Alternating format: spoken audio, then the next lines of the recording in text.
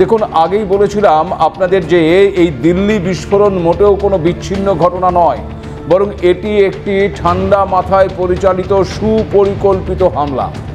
অবশেষে সেই তত্ত্বেই শিলমোহর পড়ল। জাতীয় তদন্তকারী সংস্থা সূত্রে পাওয়া খবর বলছে, দীর্ঘ 2 বছর ধরে দিল্লি হামলার ছক কষা হয়েছিল।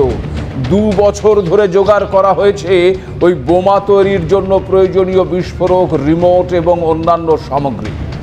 আর এই সবই জোগাড় যন্ত্রের দায়িত্ব ছিল ওই শাকিলের ওপর।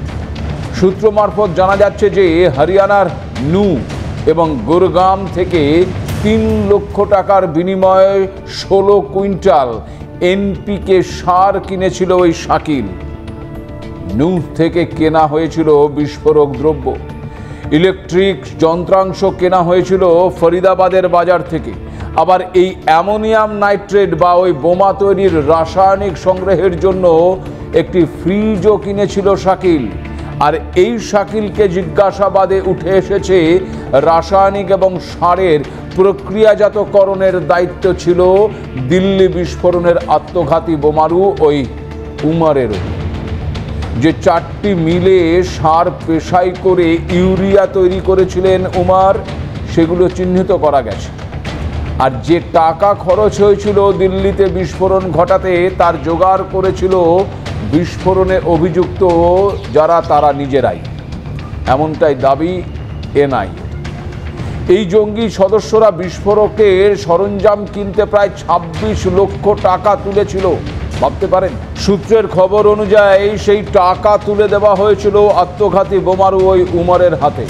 এর মধ্যে উমার নিজেই দিয়েছিল 2 লক্ষ টাকা, আর মুজাম্মিল দিয়েছিল 5 লক্ষ টাকা। আদিল রাথের দিয়েছিল 8 লক্ষ টাকা। মুজাফর রাথের দিয়েছিল 6 লক্ষ টাকা।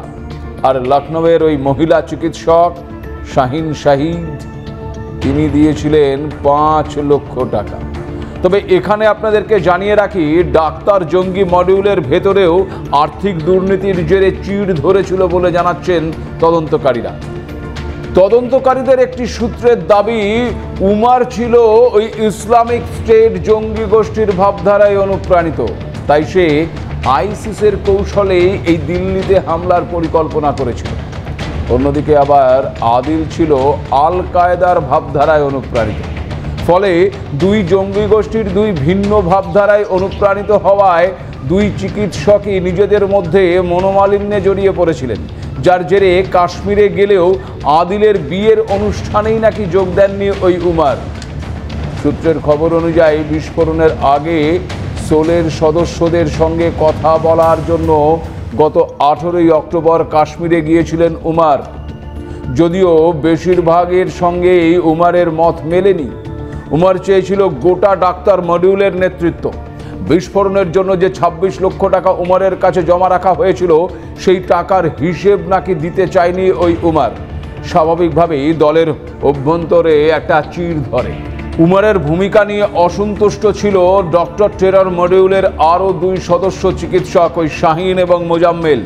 সূত্রের দাবি, এই আত্মঘাতী বোমারু মৃত উমার নাকি নিজেকে জঙ্গি বুরহান ওয়ানি এবং জাকির মুসার উত্তরসূরি ভাবত।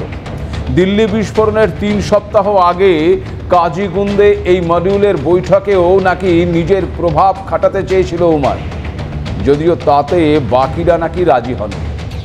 তখন থেকেই মনোমালিন্যের সূত্রপাত। সেটা বুঝেই নাকি উমার বিস্ফোরণের দিন কয়েক আগে ফের ওই কাজিগুন্দে বৈঠক করে পরিস্থিতি মেরামত করার চেষ্টা করেছিল। এছাড়াও তদন্তকারীদের একটি সূত্র মারফত জানা যাচ্ছে যে 6.5 লক্ষ টাকা দিয়ে একটি AK-47 রাইফেল কিনেছিল মুজাম্মিল, যেটি পরে উদ্ধার হয়েছিল ওই আদিলের লকার থেকে। জেরায় জানা গেছে মুজাম্মিলের হ্যান্ডেলারের নাম মনসুর আর উমারের হ্যান্ডেলারের নাম হাসিম। এই মনসুর আর হাসিম দুজনেই আবার ইব্রাহিম নামে একজনের অধীনে কাজ করত। এছাড়া তদন্তে আরও উঠে এসেছে ওই শাকিল, আদিল, মুজাফফর ওকাসা নামের একজনের নির্দেশে আবার তুরস্কে গিয়েছিল। জানেন কে এই ওকাসা? এই ওকাসা তেহরিকে তালিবান পাকিস্তানের সদস্য। ওকাসা টেলিগ্রামের মাধ্যমে মুজাম্মিলের সঙ্গে যোগাযোগ করত বলে তদন্তে উঠে এসেছে।